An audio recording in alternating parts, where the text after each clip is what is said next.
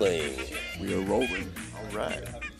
All right, well, episode 6 of the new House of Comedy in the house with the legendary Tom Rhodes. Legend. Man. Legend. All right. The That's Road what David Warrior, said, right? He said he's a legend. Who said that? David, Yeah. GM. Yeah. Oh, he's good. all about, yeah. You're Yeah. the man. The road. I like road that because warrior. I was the Yeah. young punk forever, you know. Forever, yeah. And I like being the elder statesman Yeah. that young guys seek advice and, you know. Do you do that a lot? Start mentoring young comics? Sometimes, yeah.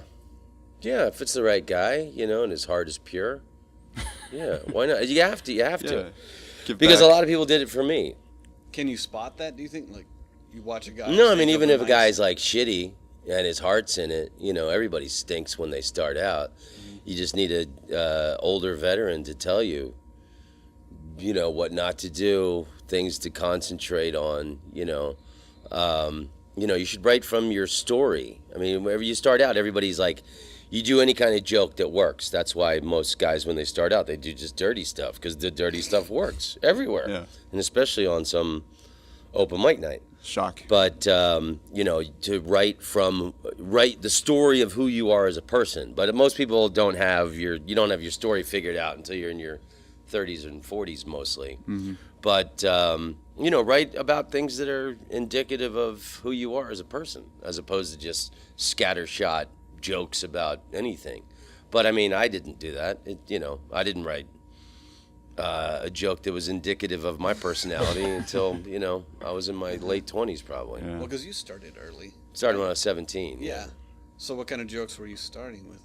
Well, I mean, I'm not saying they weren't funny, you know.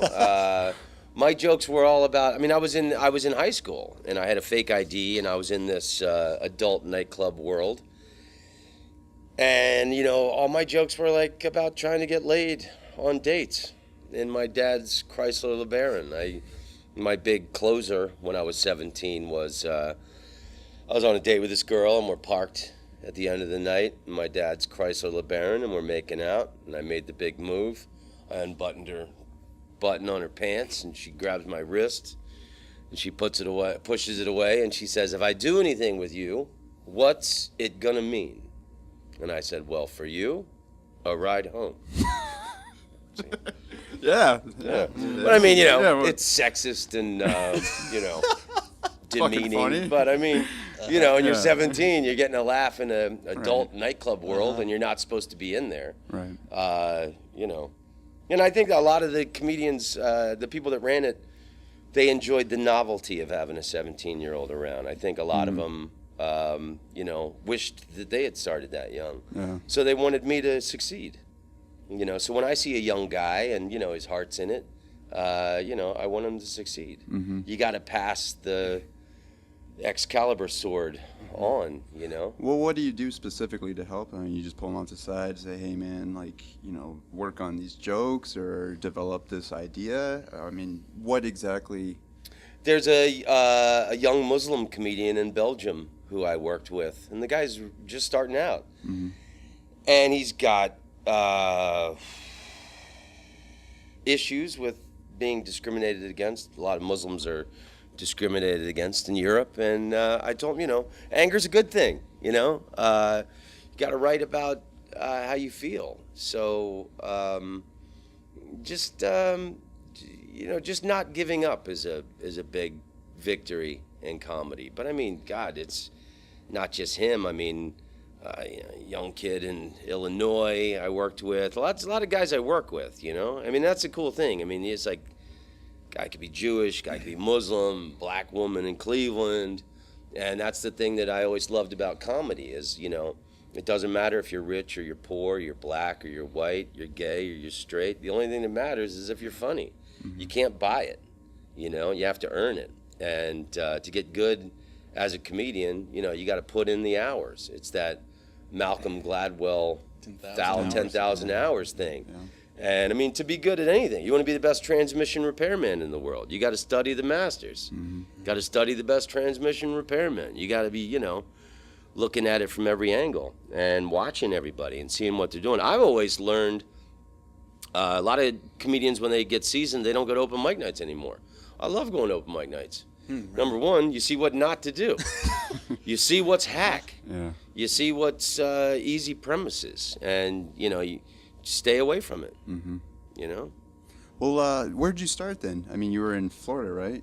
Florida. I started in Orlando, Florida. Orlando, okay. When I was 17. Yeah. And were you born there, or you were No, I was born in Washington, in D.C. D.C.?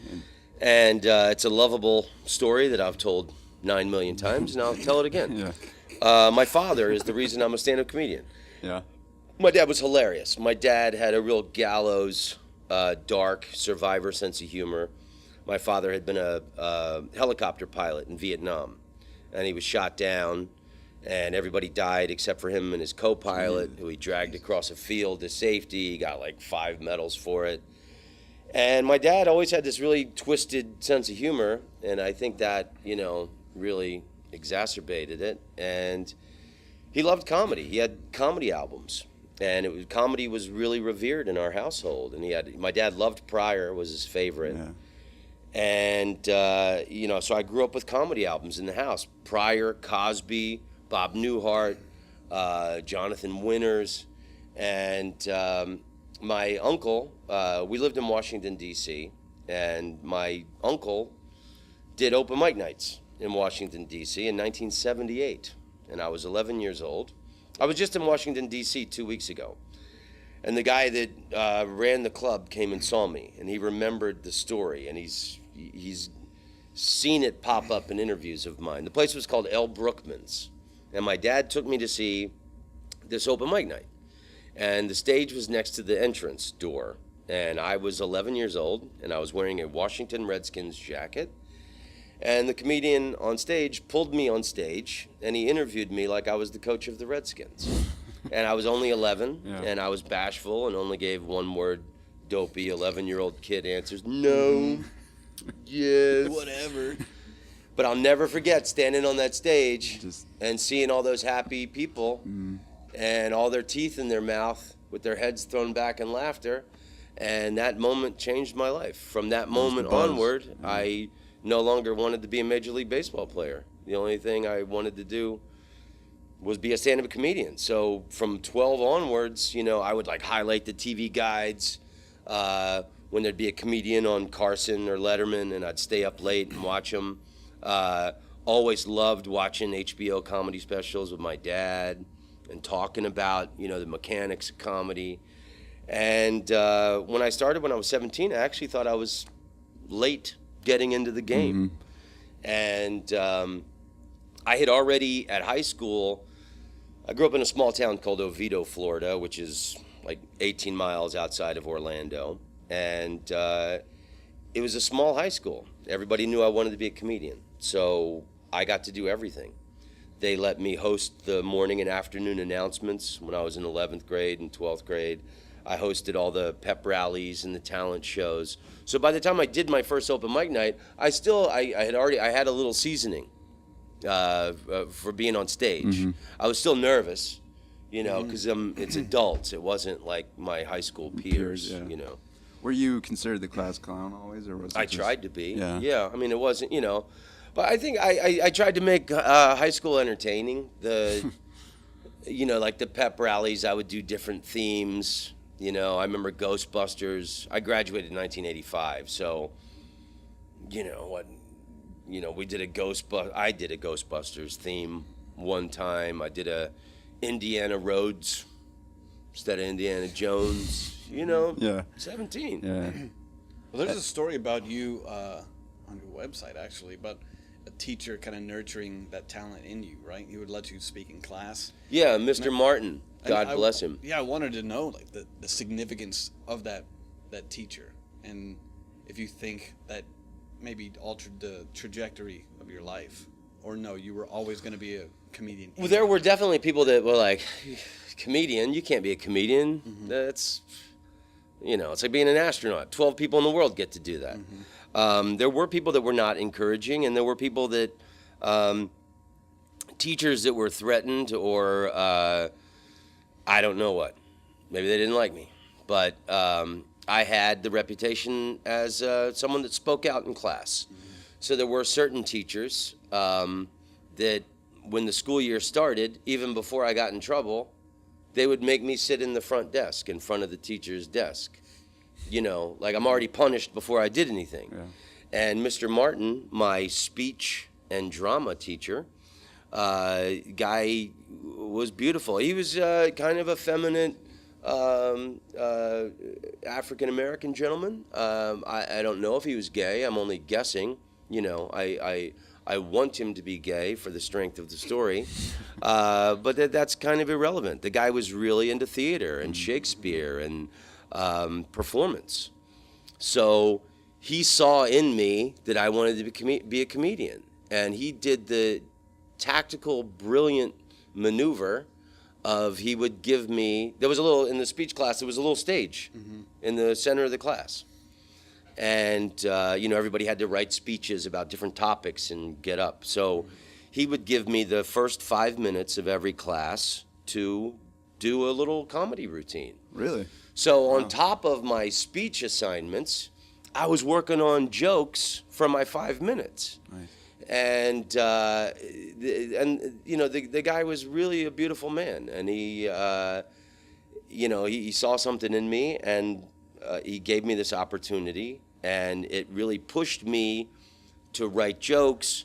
I loved writing speeches on whatever the topics were. I mean, his was probably one of my favorite classes, and because the guy gave me that gift, I never ever gave him any trouble. Nice. I would sit in his class, silent and attentive, and I just adored that guy.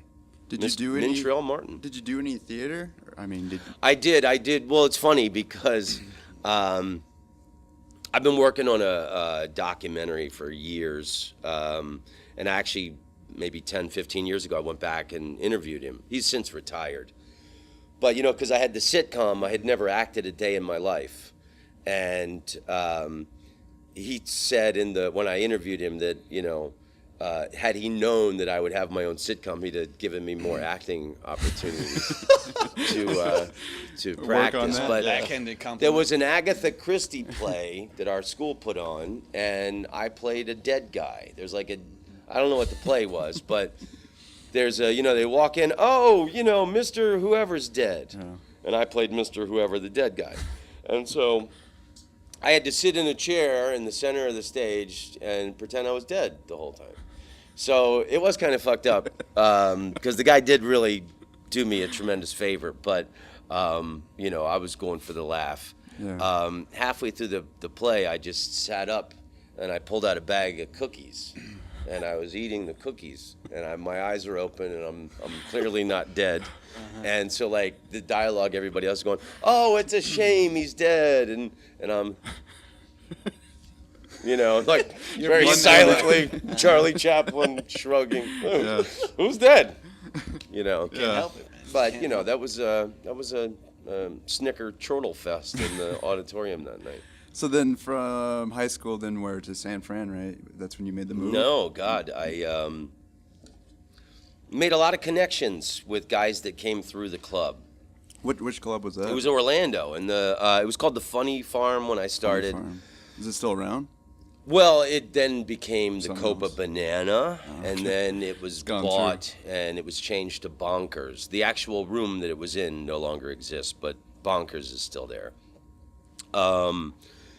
But when there were no touring comedians at the time that came through the club, 84, 85, so there was real earnestness to the local scene where they would do a comedian, a sketch, a comedian, a sketch, comedian, sketch.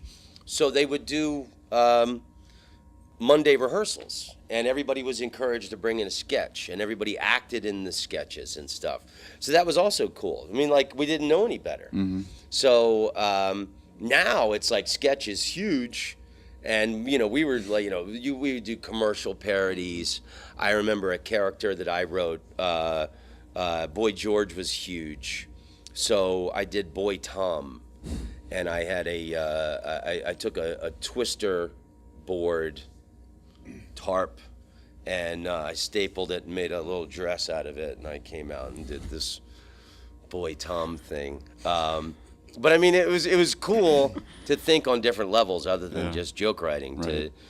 to do that stuff. So then about 1985, they did have touring comedians coming through, and I was a hustler, man. You know, I was asking people. That's why it's when I see young comedians doing it to me. You know, how do you get into here? Right. What do you know? Who's the guy? Yeah, Who do you got to contact? What do you got to do? What's the secret? Yeah. So some guys got me work with them as the MC. Mm-hmm. Some headliners that came through. So 2 weeks after I graduated from high school, I was booked in Tulsa, Oklahoma. And I drove from Orlando, Florida to Tulsa, Oklahoma for $150. I mean, it probably cost more in gas to get there. And I slept in my car on the way. Just you? No one else? No one else. No. Would you have done it for free? I would have done it for free. Yeah. Yeah, that's the thing. Mm-hmm. And I'll never forget driving into Tulsa, crossing the city limits, thinking, man, I'm in show business. I made it. Pro. You know, like, yeah, I'm a pro. Like, I could have been doing the Tonight Show or Saturday Night Live. I was just so excited. I mean, like, now if I did Tulsa, whatever. But then, like, then the week after that, someone had hooked me up with a gig in Milwaukee, and then, so I drove from Tulsa to Milwaukee, and then driving back to Florida, I stopped in Chicago, I stopped in Louisville, I stopped in Nashville and Atlanta, and I did guest sets at the clubs. Nice. And then, slowly got in. I mean, as an MC. And then so I started out on the southern circuits as an MC, and I would drive anywhere for $150. Yeah. And then when I was 20, I moved to New York City. Okay. And I wasn't ready. And I could only afford to live in Washington Heights, which is above the top of Manhattan. And it was 1989 as crack was coming to the neighborhood. There'd be gunshots in the neighborhood. I was absolutely broke and starving. And hands down, the worst year of my life. Really? So then I moved back to Florida for a year, licked my wounds, fell in love with a beautiful French woman who was working at the French Pavilion at Disney's Epcot Center. And we moved to San Francisco in 1991. And then that's where I really got good as a comedian. In San Fran? And I wanted to go there. New York was too rough Why for me. San Fran then? I always thought a higher intelligence of comedy came out of San Francisco. Yeah, just more open. You know? Yeah. And then in my mind, San Francisco is the Jerusalem of stand-up comedy. I think stand-up comedy started in San Francisco with Mark Twain. I think Mark Twain was the first stand-up comedian because he gave, these public lectures, and they were always humorous. Mm-hmm. So in my romantic notion of comedy, That was the Mark beginning. Twain is the genesis. So and that it was great. There was a lot of that was my graduate school, and that's where because there was a lot of hacky shit happening on the southern circuits, man. And I mean there were some good guys, and then Florida also back then had a bad reputation for comedians, but there was a lot of New York hacks would come down there in the winter and stuff, and they would be like, hey, you're on the subway. Like they're not even changing their act. They're doing the same act they're doing in New regional York. jokes. Like, no, we don't have a subway. We're in Florida. Right, yeah. And but that Florida scene, I started out doing one-nighters in Florida with Brian Regan. Oh, really? Yeah. Wow. And Regan was from Miami. He's one of my oldest best friends in comedy. I didn't know he was from Miami. Yeah, and and there would be like the tough biker one-nighters in Daytona, and he never deviated from his style. He always was clean, acted stuff out. I mean, I really learned so much from him. That tell him the joke, show him the joke. That's one of the best pieces of advice I've ever been given, and he's the master of that. A joke is 1,000 times funnier if you act it out a little bit, even if it's just a facial expression.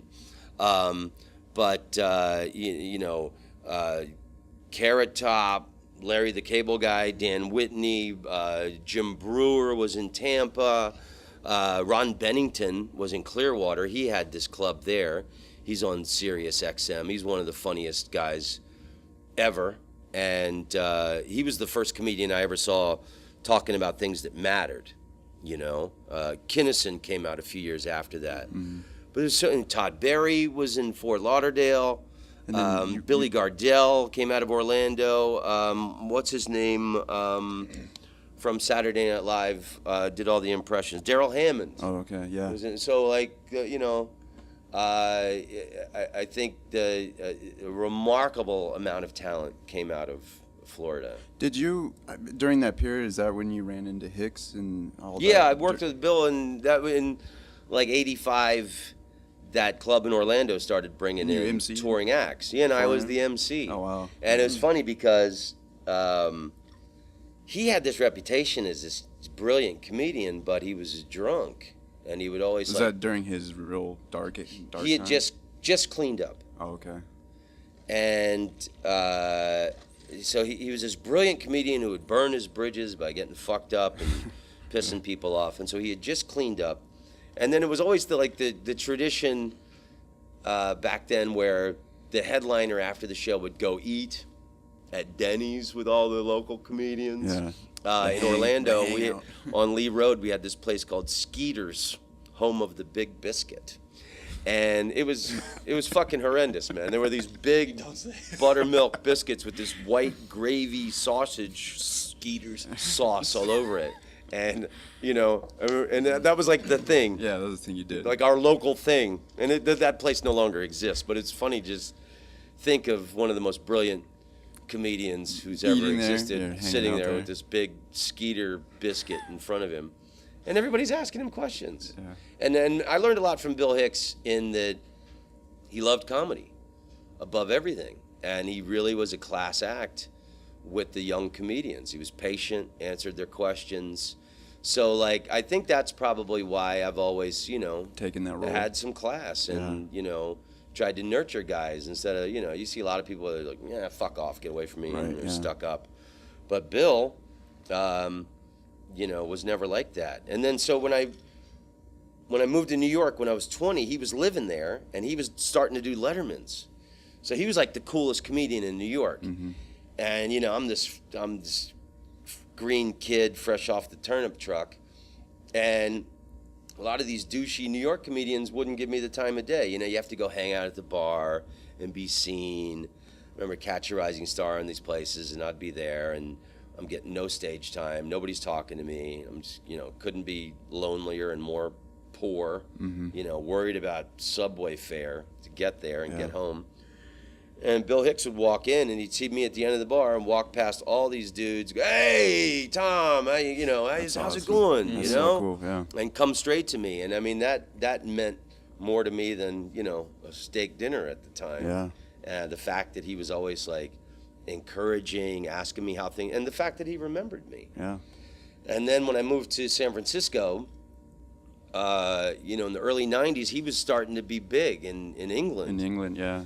And then he's doing the Punchline in San Francisco, and I'd go see him and watch him. He never got to see me when I developed, unfortunately. But he never wavered in his kindness and his friendship to me, and always remembered me and always was great, That's all.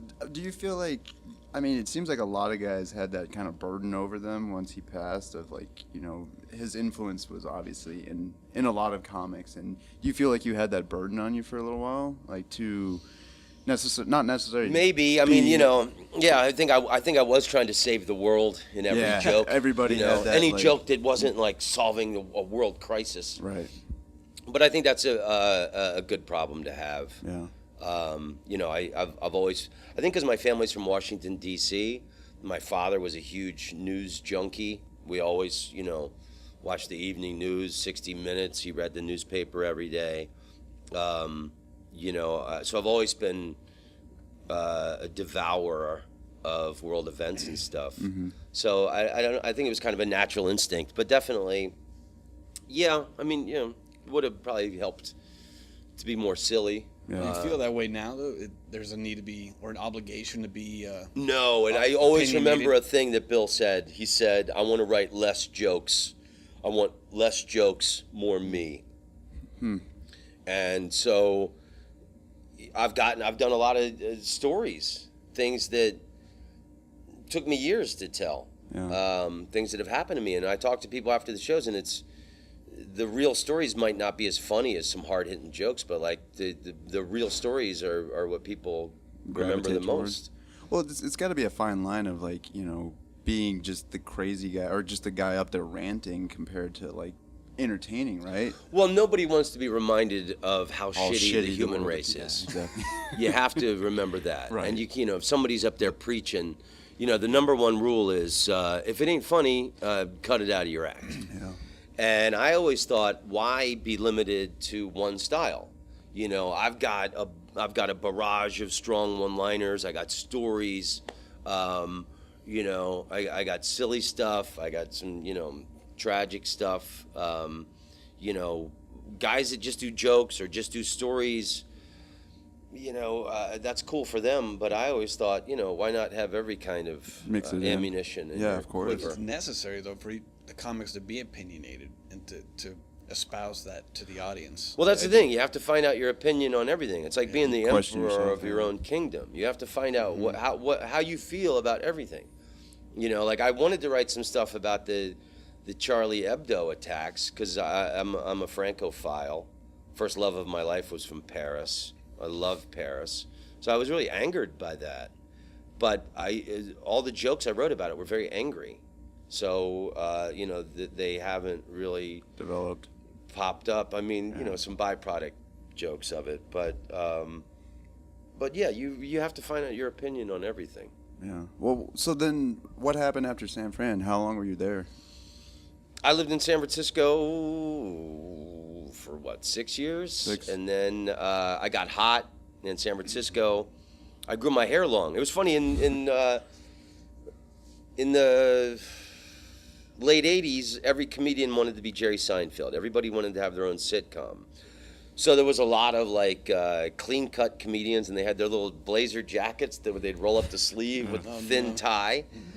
And I didn't want to be that guy. Yeah. I loved, you know, I grew up in Florida. I loved the Seminole Indian Nation. I loved Native Americans. Crazy Horse, you know, was one of my all-time heroes. And I wanted to be Jim Morrison, so I grew my hair long. I wanted to be the greatest comedian alive. I didn't want a sitcom. And that's why I moved to San Francisco and not Los Angeles. So I grew my hair out and was just, you know, developing as a comedian. That was my goal. And then Comedy Central discovered me, and they were a new network, and I became the poster boy. And they let me do everything. And that was fun, exciting times because they didn't have any signature shows. They were looking for an identity. Yeah. And I was the face of the network. And they would send me to do everything. I covered the Super Bowl. I covered the Dream Team in Chicago. They sent me on the Horde Tour, this rock festival with the Black Crowes and Sheryl Crow and Ziggy Marley and all these people. And then that culminated. They gave me the first development deal in the history of the network. And Vietnam, Bill Clinton had just made Vietnam open for Americans to travel there. So because my dad had fought there, it was a very personal thing in my family. Kind of, you know, grew up obsessed with the Vietnam War because of my dad. Read tons of books on it, saw every Vietnam movie. So I pitched this idea to them, you know, why don't you let me go to Vietnam and let me have a good time for all the guys who didn't get to have a good time. Yeah. So I made this hour travel documentary special called Viva Vietnam. And it was critically a success. And that put me on the map on American television. So that came out for the 20th anniversary of the Vietnam War ending. Which was April 75, so it came on April 95. We filmed it September 94, and that was cool. We did the premiere in Washington, D.C. with all these veterans groups, and then we invited people from the Vietnamese embassy, and I had this real Charlie Chaplin, and my dad was there, you know, yeah. He loved it. And I had this real Charlie Chaplin moment in the back of the theater, listening to these people laugh who 20 years ago were killing each other. Yeah.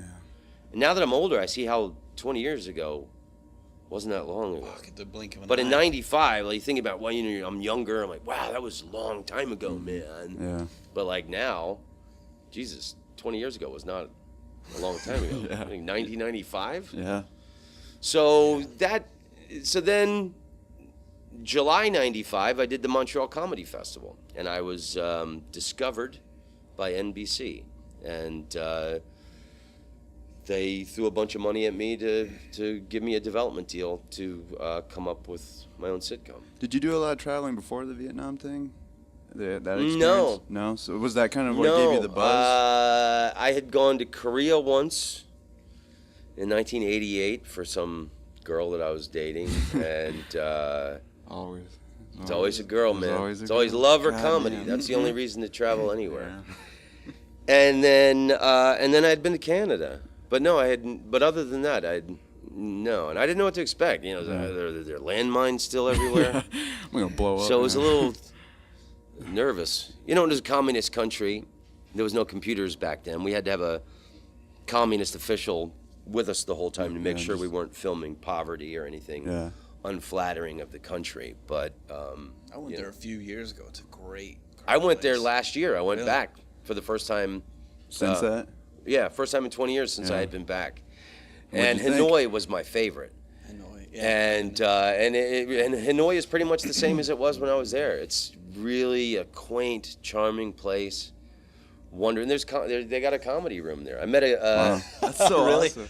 I met a girl who's from Hanoi, and she's a stand-up comedian. When I played in Hong Kong, I met this girl, and she went to the University of Minnesota. I have a podcast. Her name is Minha Pham.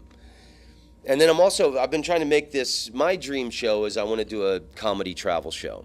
I want to be the Anthony Bourdain of comedy. Yeah. So I pitched it. I should try and pitch it again.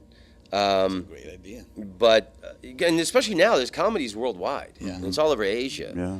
So I filmed it, and I'm almost done. So I keep making these little travel videos of comedy around the world. And so I want to check, the premise of the show is I want to check out comedy scenes around the world, highlight comedians from those places, and then also, what are people making jokes about in different countries? What do they laugh about? What's their humor like? Kind of an anthropological study of humor around the world. Yeah, that's what makes Who wouldn't want to Bourdain's- make this fucking show? Right. So anyway. Who you pitching it to? What network? I pitched it to Comedy Central, the Travel Channel, BBC America, and all of them.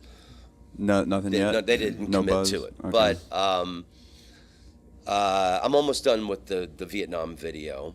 I've got a New Zealand video I'm going to edit next. I'm going to try and go to Israel in September. Wow. And I want to try and make like some kind of pilot for this concept. Sounds like a But really so I mean, good it's idea. something that it's my life. I play all over the Right. world, and I've got comedian friends everywhere. So And it gives you more of a reason to travel, right? well, I mean, I travel. I don't live anywhere. I've had everything in storage for 9 years. So you don't have a home right now? You're just always on the road? Always on the road. Wow. I spend That's 6 why months of the the year road out of the It's United fucking States, incredible, man. Yeah. and then 6 months relentlessly playing all over the states. You know who you should link up with is Henry Rollins, man. Like that's what he does all the time now too. Like that's all he's ever doing. He's just lectures always all over the traveling world. and lecturing Oh, and really? just like I mean that's his thing. Like I think he's got a place in Venice that he hardly ever hangs out at. And I have his an life. interesting story about Henry Rollins. yeah. Oh, here we go. Yes, let's hear yeah. Let's break away from the biography and just let's Enough hear of it. this shit. I think it was about 5 years ago. I did the show at the Mint in Los Oh, yeah. Angeles Yeah. with Janine Garofalo. And I don't know if he was dating her or if they were just good friends, but Henry Rollins was hanging out. But but in the early '90s, I was living in San Francisco. You know, I really I tried to absorb as much subversive literature as I could, and just like just cool, edgy shit. You know, I was reading Bukowski. or William something? Burroughs and Bukowski, Yeah. and all that stuff. Yeah. So Henry Rollins had this book that he had written, one of his early books. Was it In the Van? Maybe, and he talks about being on heroin. Yeah. And he was talking about he was such a desperate heroin addict that he would like go to the bus station and like blow guys to get money for Really? I for didn't know heroin. that. Wow. I didn't know I haven't that. read that book. So I'm doing the show with Janine Garofalo at the Mint, and he's a really nice guy, Yeah, yeah. and he's all cleaned up and everything. And he's kind of like, a lot of people do this, like when they clean up, they'll be kind of militant about their sobriety. And You have to be. so almost, he right? was like, me and Janine were about to go out and have a cigarette, and he's like, no, you guys are smoking. something like that, you know. And I'm thinking to myself, dude, you blew guys at the bus station, you know. Yeah. I'm Don't having a judge me. cigarette. But, you know, anyway. That's weird because I just saw an interview with him on this. It's a channel called Artist Talk on YouTube, and he said he's drank a few times and he's only Yeah, done see, a that's few what I thought drugs. too. I I'm didn't like, know he even got involved in it. Okay, all. maybe my story embellishment is wrong. You know, That's but it. you do have to love Shit, Henry Rollins because sure you he were was on the there lead one? singer. Maybe I got him and William Burroughs mixed up. Maybe I'm the asshole and I should quit smoking cigarettes. But you got to love Henry Rollins because he was the lead singer of Black Flag, Right, yeah. and that was John Belushi's favorite band. Yeah. And John Belushi kept trying to get them on Saturday Night Live. And as powerful as John Belushi was, couldn't they do it. still wouldn't Yeah. go along with it. Yeah. And Henry Rollins is a wonderfully sweet human being, and 80% of the time I enjoy the articles that he writes. Yeah. Yeah, he's a nice guy. I saw him give a lecture at the Annenberg Photography Center down in L.A. That was a couple of years ago, and he stayed after. People were just mobbing him, taking pictures. Can I get a? He would just stand there, stoic. Yes, sure. Love Shake guys hands. like yeah, that. He was really nice. Yeah, and you know, I stopped. I mean, I was still drinking and whatever when that happened. Now I'm a year sober. From drinking? Yeah, and everything. Everything? Even cigarettes? No, I'm still smoking Still cigarettes. smoking, yeah. But keep you know, one you of do them. have to admire a guy like that who did. You say so? He didn't. You said he Well, that's didn't what- drink very much. Oh, that's what I've read. Because I too. thought, oh, okay. He got Yeah. drunk once, and then he Yeah, he tried it once, got smoked high once. Well, then Just I'm. said- Well, we'll never tell that story again. Sorry, Henry. Maybe he's bullshitting. I mean, maybe he's Who knows, so man? militant Yeah. he's forgot his past. Yeah, exactly. I don't Yeah. know. Listen, But you do have to admire guys who clean up and then turn to fitness, and Right, that's the. Well, I know the his, only way, his you know, buddy to Ian embrace Mackay, life. that was his whole thing, you know, the straight edge thing. Well, he didn't want it, you know, to become that, but that's kind of what it became, the hardcore scene and all that stuff. So that, I don't know, that gets into the Yeah, whole and that punk LA rock. punk scene, Yeah. man. Jeez, everybody. It's fucking crazy, just some of the stuff they were doing. So, how often you come through Arizona now? I mean, Just recently. Yeah? I'm in love with this new club. yeah, it's a great House club. comedy's great, Yeah. man. It's Have you worked beautiful. with Rick a lot? Yeah, I did. I used to do Edmonton a lot. Yeah. I love Rick Bronson, man. Yeah. And you talk about what a sweetheart. Yeah. In That the condo, business. man. Are you staying at the condo? Yeah, it's really fantastic. Awesome, man. No, and you do have to respect a club owner that, well, you know, he's a comedian first and foremost, so he knows how far. Comedians are suckers, man. If you show them just a drop of kindness or a drop of luxury, they'll be loyal to you forever. Because, you know, you put up with so much shit. And then places that, you know, the condos suck. I always hated condos. Rick Bronson's condos are fantastic. I don't want to leave. It's like a Moving in, vacation yeah. place in Cancun or something. But, yeah, I used to do Edmonton a lot. And, you know, he always treated me like a king. He's a class act, and the guy's funny. Yeah. So, Fucking great guy, yeah. Yeah. And you got your buddy Doug out here too, right, down in Bisbee? Do you go Stand up, Yeah. yeah. Do you see him a lot? yeah, well, yeah, you know, probably once a year. Doug and I usually go out of our way to try and. Do you go down there, or does he come out? to I've you? been down there 4 times to see him. I've been wanting to go so bad. Yeah, it's cool, man. You Yeah. drive through Tombstone, and Yeah. Bisbee's It's a a fucking weird really place. cool town. Yeah. You know, it looks like where they filmed Old West movies Yeah. and stuff. And that's the kind of outlaw hideout that Stanhope. Needs. Well, I mean, it just kind of goes along with the romantic story of Yeah, him. absolutely. I remember I was moving to L.A. I moved back from Amsterdam, and I was moved to L.A. right when he was leaving.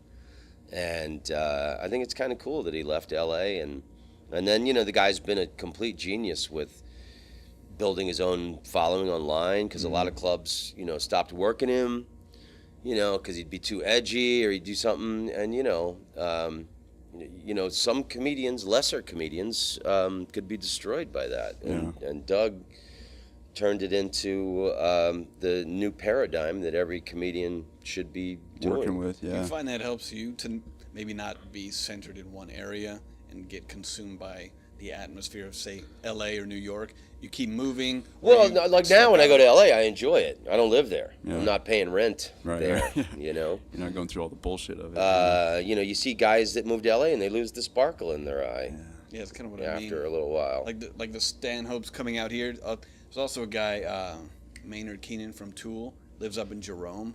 So there's something about these little areas these guys get away, and these are guys. Tool dedicated their first album to Bill Hicks. He did. He's on. That's right. Yeah. He's on Third Eye. Yeah. The intro to Third Eye. It's that rant about being on acid. Young man on acid. I forgot. Oh yeah, why didn't he just start on the ground? No, it's not that one. That's the joke, but they don't use that part of it. It's young man on acid realizes that all things are merely energy condensed to a slow vibration. It's that one, and then the song goes into it. It's like a 13-minute song. It's fucking great, and he's in the artwork of that on that CD too. Like there's a few drawings of him in the book when you open it. So yeah, the point I'm getting at, I guess, is some guys, maybe fringe guys, get out, they escape whatever it is that's going on in the big cities. And then they come back. out and think and do, and maybe that's, I don't know too much about Stanhope, but I know as far as Maynard, that guy is quite productive. So Because of that? yeah, well, I don't know if it's because of that, but Well, it depends what you does, want. I mean, if yeah. you want to be an actor, you want to be on television, that's where all the You need to cameras be are out there, plugged in. right, But yeah. I mean, if you get to a certain level as a comedian or musician, you can live wherever you want. And you seem to have gotten to wherever that level, right? wherever you're inspired, and it helps you be creative. Yeah. You know, I get off doing gigs in Europe and different countries. I like the challenge of, is this going to work in this country? Yeah. You know, it's an adrenaline rush that, like, when you're starting out in comedy, I mean, it's an adrenaline rush. Even if you stink, just going on the stage, it's like a roller coaster. And then, I'm doing these gigs in Asia again in May. There's this great tour of China. You do Hong Kong, Guangzhou, Suzhou, Nanjing, Beijing, and Shanghai. And all those places are different. Yeah. You know, in Hong Kong, it's a lot of banking people. In Beijing, it's a lot of people connected to embassies and different governments. And then Shanghai are creative people. You meet Swiss filmmakers, French authors, and Japanese animation people. It's just like different people. I love going to Australia and New Zealand. I did the Edinburgh Comedy Festival last year. I love London, is one of my favorite places. I just started doing the Soho. I did the Soho Theater twice last year, which is kind of prestigious. I'd only done like comedy clubs in London before that. It was the first time where it was my name In a big on an hour theater. show in a theater. And, it's like San Francisco is different from Chicago and New York and Phoenix. It's, if you're only funny in one region, you haven't really start to limit accomplished it. anything. Yeah. But if you can, get laughs in Edmonton, Yeah. Paris, Yeah. Barcelona, then, you're a badass. How does the language barrier? I mean, is that even a factor, or are Americans just so outdated to the fact that other countries do know English very well, for the most part, or does that even play a We factor? won the lottery when it comes to the language. Yeah. English is Everybody- the universal language Yeah. of business. So when you're in Asia, like Hong Kong, my favorite kind of audiences are multi-ethnic, multinational, well-informed. So like playing in London is like playing in San Francisco or Sydney or Hong Kong. When you're there, you got Italian, German, French, and they all speak English because they're whatever their business is, they're doing business in English for the global corporations that they work for. But when you're in China and you're playing to Chinese people, you got Chinese Americans, Chinese Canadian, Chinese Australian, and then like a lot of the Chinese people that are there were educated at universities in English-speaking countries. So there's many different flavors of Chinese and Asian people. And then like Paris, when you do in Paris, so you do have the international expatriate crowd, but you also have English-speaking French people that love English language comedy. So I did play in Barcelona last year, and I think half of that audience thought their English was better than it was.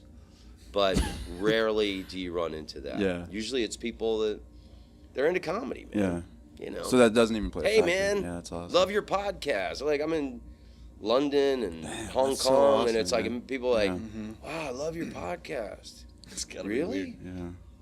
Well, that certainly contributes then to how you're able to do this. Podcast is huge, and then other podcasts. A lot of people heard me on Mark Maron's What the Fuck, Joe Rogan, Yeah. Ari Shaffir, you know, Joey Diaz. I mean, that stuff is the new Yeah. It's the Letterman new Tonight outlet, Show. Yeah. And I think it reaches more people, and it has more of an effect. Instead of a 7-minute joke set, it's like, wow, people know about you. Right. Yeah, you pull out the filter, and that's what people really want. That's at least what I want. Why I listen to podcasts, it doesn't go through any sort of corporate filter. It just, you're Right. hearing the people, and they go right to you. And I think that's what people enjoy about this thing. Well, my podcast is a labor of love, and I don't have any commercials in it. I'm not concerned with making any money off of it. But my wife is really into the numbers and looking at London and Los Angeles are the cities where most of my listeners are.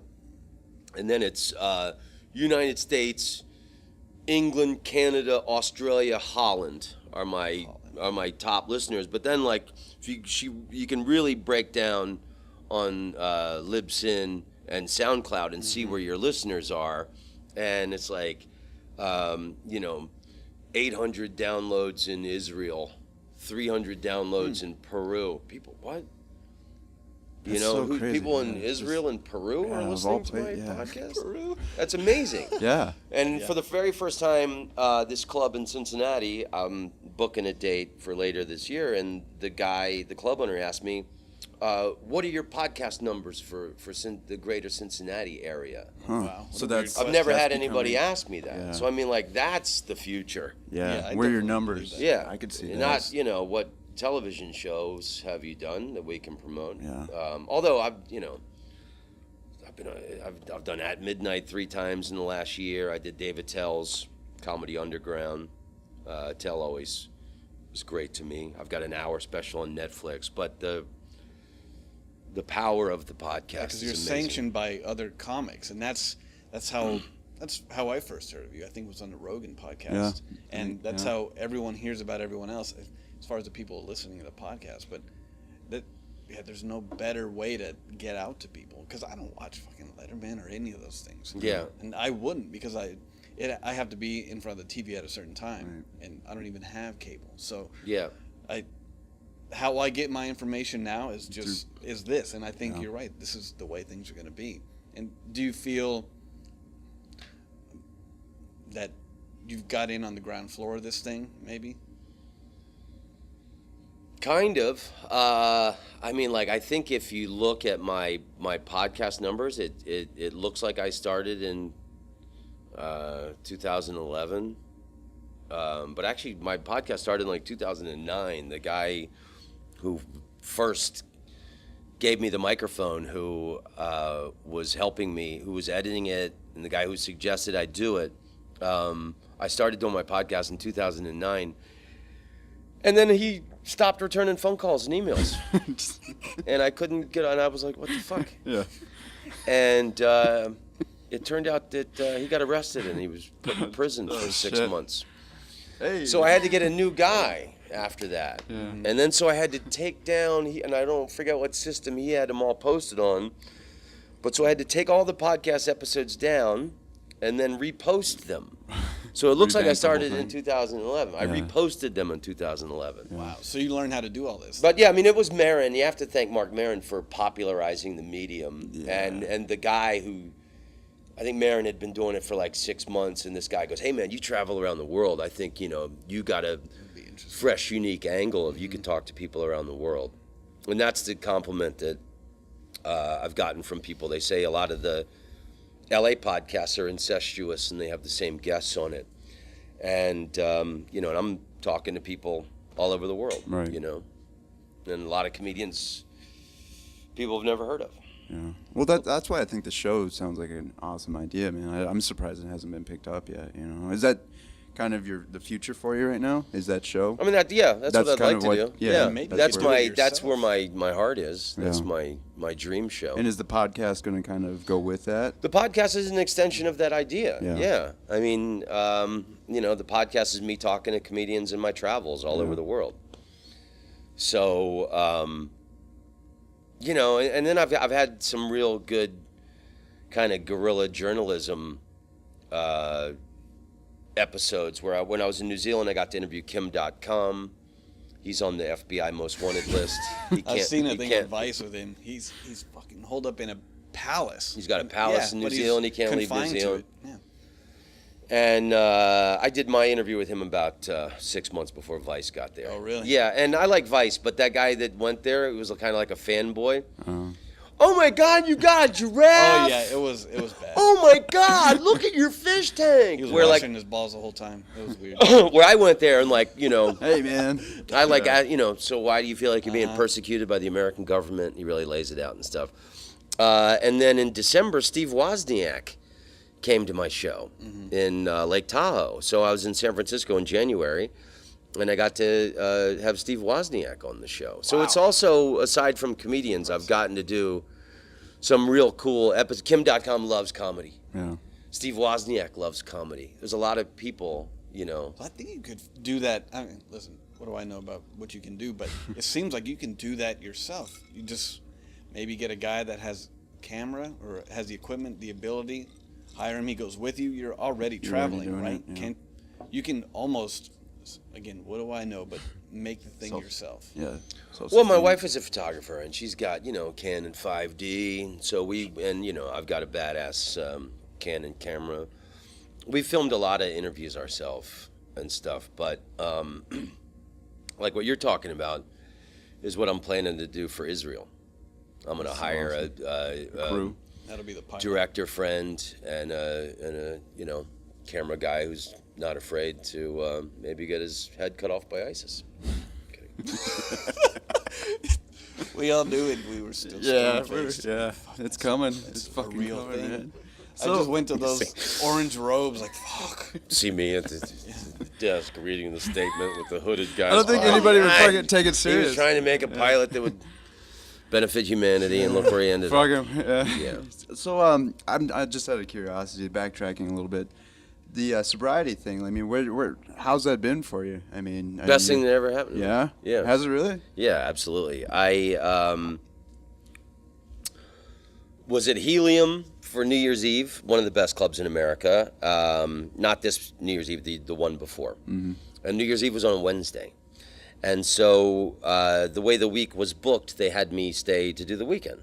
And my wife was in Holland visiting her family for the holidays. And then, so after Philadelphia, I did San Francisco, and then I did a 2-week tour of Holland and, London, Paris, Barcelona after that. So I was by myself, and I had January 1st off. And which is odd to be, if I'm in a city, I go, I do the shows, and then I leave. It's done. Mm-hmm. Rarely ever am I in a city by myself. So 3 sold-out shows, New Year's Eve, Helium, great, fun, awesome. Philadelphia, great audiences, some of my favorites, like, dark, twisted stuff that doesn't work in other cities gets applause breaks in Philadelphia. They got a real twisted humor. Yeah. Holland is like that too. Holland, really? Dutch people have great twisted humor.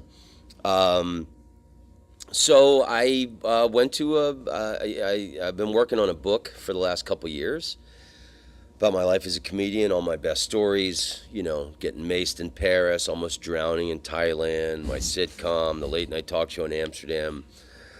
I'm getting closer to the finish now. But so I actually stayed in all day and worked on my book.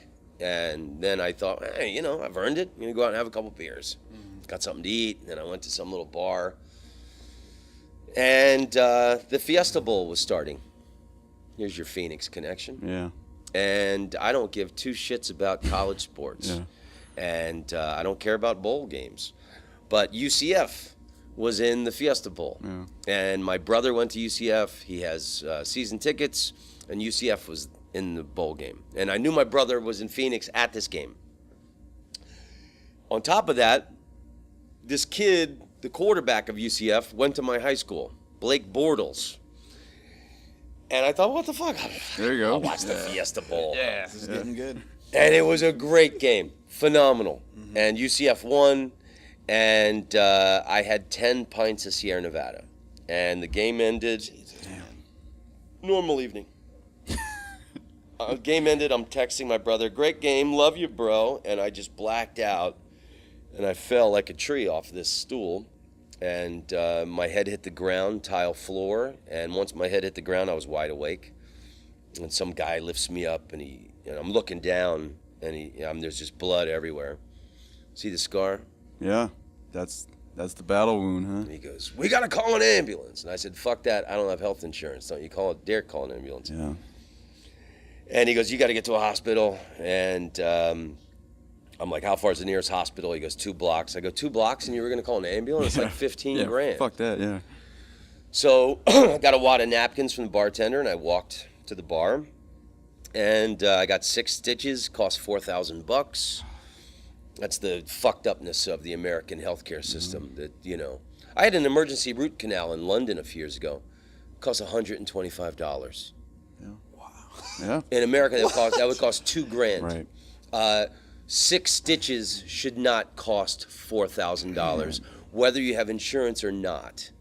So anyway, the next day I felt like a complete jackass. I had a black eye, and I had these Frankenstein stitches on my forehead. And then in the last couple years, I had felt that I had always been a champion drinker. I felt like I'd kind of lost a step. I wasn't as good at it as I used to be. And I just decided then and there, this isn't me. I'm not some loser drunk who falls down and busts his head open. I'm Tom Rhodes. I'm one of the greatest comedians who ever lived. And, so it really was nothing. I've never been to one AA meeting. And I've been everywhere where people are hard drinking friends of mine. London, Edinburgh, and all Amsterdam, San Francisco. I have not had the desire to have a drink. And I never thought I would be a non-drinker. Yeah. And best thing never happened to me. My comedy's never been sharper. While I'm on stage, I got total clarity on stage. While I'm telling a joke, I got stories swirling over here, jokes swirling over here. And I think I've always been sharp, but now it's like just a whole new level. And nothing pisses me off. What's the release though after the show? Obviously after the buzz, right, from the show. Do you have back to the pure enjoyment of stand-up comedy? Yeah. Yeah. Well, I'm married too. It used to be, you're on the hunt for women, right? That plays hanging a out factor. with comedian friends. So I don't know. Maybe this is what they call maturity. And how old are you now? I just turned 48. And feels like it finally I've lost clicked. weight. Yeah. Slimmer. Yeah, and beautiful. it finally hit, huh? You're a sexy that's man. awesome. That's fucking awesome. Well, Thanks. I saw a couple of clips when you were young. The hair, man. Yeah. The guy was a stud. Yeah. Not to take anything away from what you look like now, of course. Yeah, You're still studly. Yeah, thanks. Yeah, man. Well, that's awesome, man. Because I think it seems like the demons are always there with it. Well, it's a tough thing in comedy, man. Comics. You get free drinks everywhere you Right. play, and then there's a great camaraderie in it. Right. In comedy of drinking and smoking pot all or the whatever. stories that come from it. After my sitcom period, I moved to New York. Mitch Hedberg was one of my best friends, I had a lot of money, and I was angry at show business and humanity. Bitter. Hedberg's looking. I wasn't bitter. Well, I was just angry. Yeah. Hedberg's living at the Chelsea Hotel, and we ran like wild animals around New York. And then, the story I always tell, and this is in my book too. Hedberg got deeper into things. I'll let you read the book. Yeah. And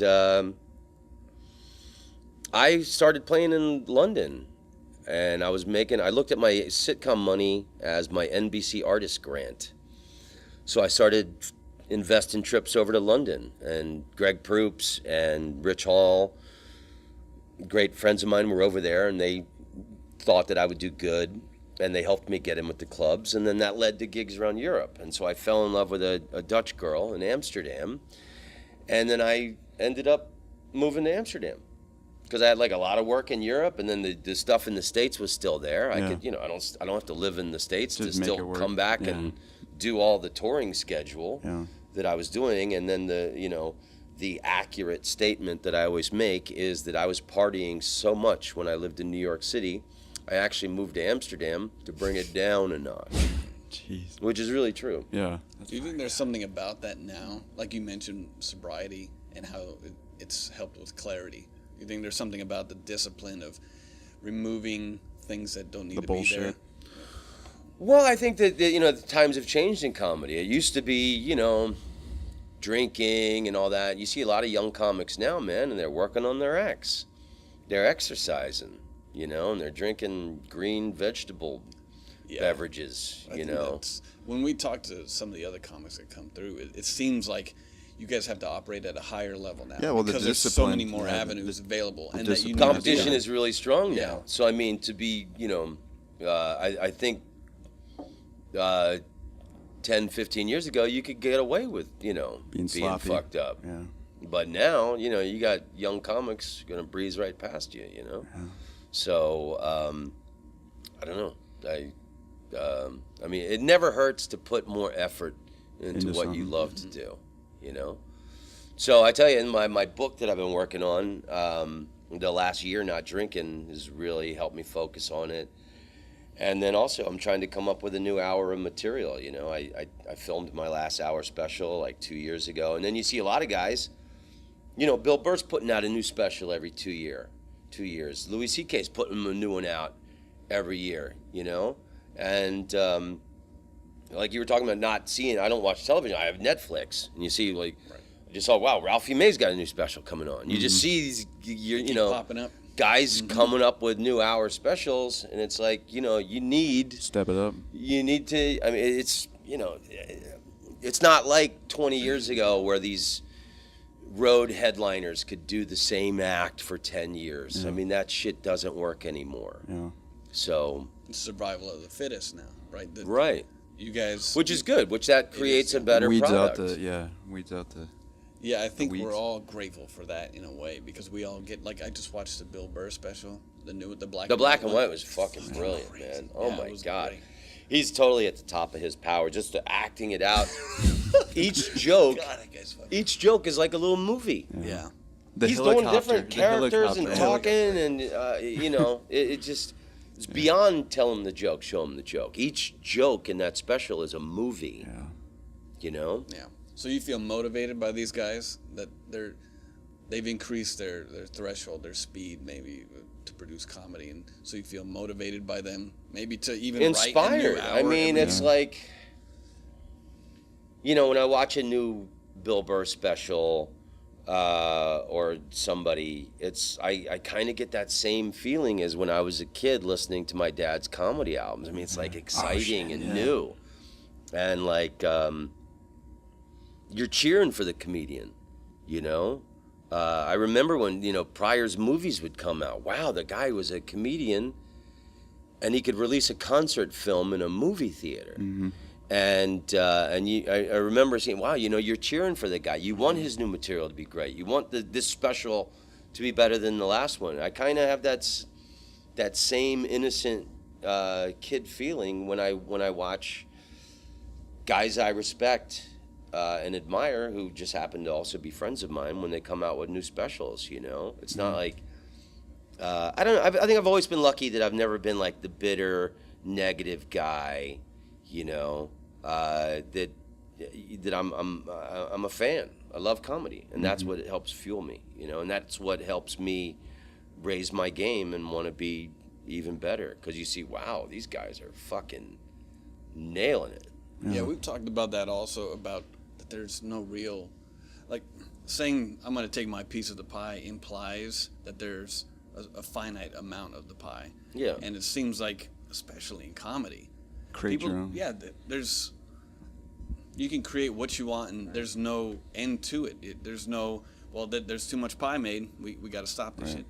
And that's what it seems like. If almost in all things, I think that's true, right? You don't need to fight over anything, and everyone can be on the same. Well, I've always had everybody. that attitude that there was like we're like this kind of brotherhood, fraternity, you know, men and women, and everybody was even like open micers. You know, man, I got more in common with you than I do some guy working in a bank or whatever. But a lot of comedians don't feel that way.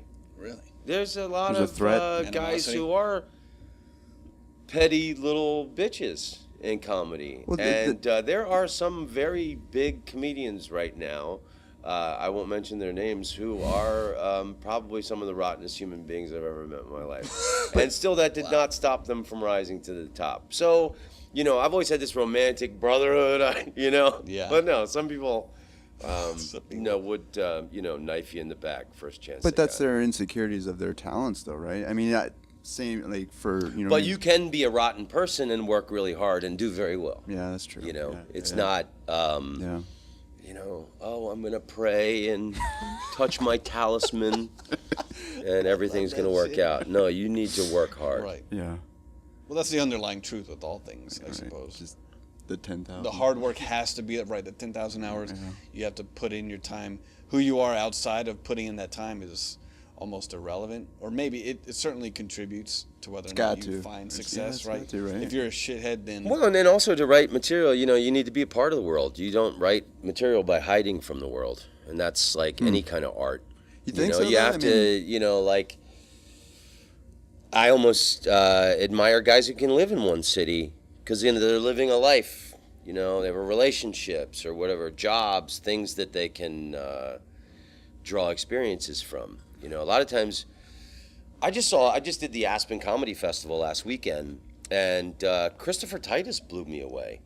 Holy shit, he was great. And I was talking to him afterwards. What was the point? Oh, fuck, I just lost it. it'll come. what were we on? Well, How far are we? Can I pee real quick? yeah, of course, man. Absolutely. Forgot what we were on. Well, Trying to go back a few seconds. Where were we? As he was telling the story, we were like, you were going into like just the work ethic of things and yeah. And then he was talking about what? He was talking about people staying in one place, being kind of jealous of people that stay in the one bitterness. place, Yeah. opposed to moving around a lot. Maybe it'll come back. You want to fill in real quick? Well, we've done an hour. We're Yeah, at that an was hour? great. An Oh, hour 7 so Great, far. man. Well, this has been a very intriguing, man. I'm liking this one. Yeah, I wonder about that Henry Rollins shit, man. Because I've always known him Oh, to be like, That's what I thought Pretty too. Be straight. straight edge, like Mhm. him, like he and the whole Yamakai thing, like that was. A lot of people But before life after. exactly, well, exactly. That's That's, what I yeah. wondered, I don't man. know. I wonder. That's gonna be our story. The before and after. Life started at the podcast. That's a, Well, yeah. I had to take a break for a couple months. yeah, that's true. I had to So what's happening with that, man? find Jesus. Or, I don't know. You don't know yet still? He might be taking over for a little while. Filling in. Well, he needs to be in anyways. Someone's got to fucking. We got to get a third mic at some point, you know. We got to have a round table. We have a 4 square. This isn't right. Yeah, we need another camera. Then we need another camera boy. Shit. We need It's going to be a production pretty soon. I know. I'll get a guy. You know a guy? I know a guy. Still edit that moment. You got it? Did you come back? No. Well, just kind of going off of what you're saying about being Lost part forever. of the world. You know, like for example, like an author like J.D. Salinger or something like that. The guy that like fucking just went crazy and just kind of went in a cabin and just did his own. I mean, do you think that there is something though to that about being in complete isolation. Because there's a guy I've been reading a lot, Andrew Keene. He's kind of going about, he's fighting the whole digital age and saying how, you know, it's fucking everything up, and it's just like, it's creating like just like this dark age of you know, culture and stuff. And he always just like kind of preaches that, you know, the artist needs to go back into the dark room, kind of needs to go back into their own little realm and just be able to just kind of process shit. I mean, what do you think about that? Do you think that is? I don't know about a dark room because I'm a big fan of J.D. Salinger, Yeah. and then he never wrote after a certain point. Mm-hmm. He had written his greatest stuff before he went into hibernation. You know, he wrote love letters to some young student at University of New Hampshire. And that was about it. But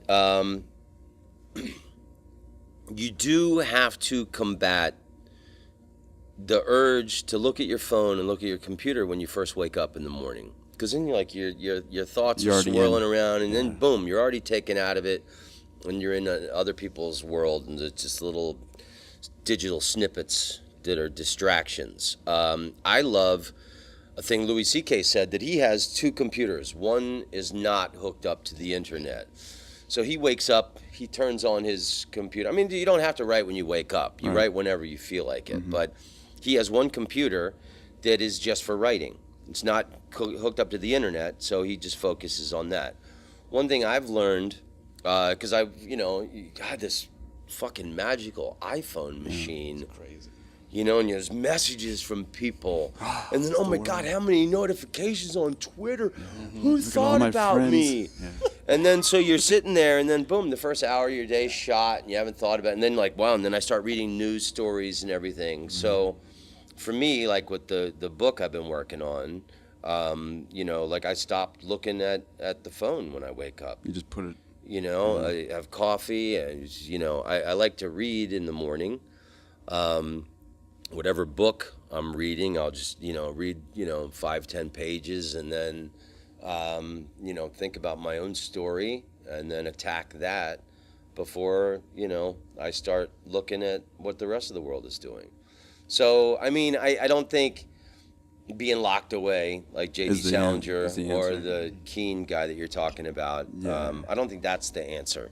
I mean, maybe, if you're Dostoevsky and you're working on, some big, 1,500 page. right, but Behemoths. but no, I think as a comedian, you got to be constantly putting information into your machine so that Synthesizing things, the world, and yeah. figuring your opinion, and hopefully the everlasting gobstopper will pop out of your mouth. I like it. Cool. Well, we're already at an hour, man. This was awesome. It Great. flew Well, by. once I think of what Christopher Titus told me that was so God, brilliant, I'll yeah. call you back. Shit. Yeah, let's do it. Yes, be sure to call. It was something about writing. Yeah. Do you want to give it a minute? We could just stare at you awkwardly for a minute. No. Put some pressure on you. We'll have to do an extension of this Okay. podcast. But yeah, hey, thanks. Yeah, Phil. No, leave it on thank that you note. so much. Any plugs? Like, what are you working on? What's coming up? What do you want to plug away? TomRhodesRadio.com. My podcast. You can listen to that. Awesome. Shows, upcoming shows, big shows that you want to. I'm everywhere. I mean, this will be on the internet forever. So, Right. I'm in Boston next week, LA after that, Canada for April, Vancouver, Edmonton, Calgary. Come see me in Asia There you in go. May. You're doing the Vietnam thing, right? I'm not going to do Vietnam this time. No. I did Hanoi and Ho Chi Minh City. I went there just, those gigs don't pay very much money. Oh, okay. So. Vietnam's Good. great, man. My girlfriend's from there. So Cool. That's why I went, and turns out they even have surfing and shit. That they've really caught up as far as our wheels. We've taken some stuff over there, so any chance to go back, I'm always jumping in it. But it's Yeah. a crazy spot. Magical place. I'm not as crazy about Ho Chi Minh as I am Hanoi. I love Hanoi. I spent a bunch of time in Da Nang. I like that. I went there for Viva Vietnam before they built hotels on it. I did the world's building most when I was dangerous there. place to... Hey, you should check out Viva Vietnam. I put it on YouTube. Yeah. Definitely. Yeah, hell yeah. Excited. Cool. Well, thank you, sir. Appreciate it, brother. man. Yeah, pleasure. Respect, gentlemen. Yeah. Pleasure. Thank you Absolutely. for coming in. All You're the right. man. Good. Cheers. That was cool. Yeah, that was cool. We had That was fun, man. 15 minutes. Great. That was good. Good questions. Good talk.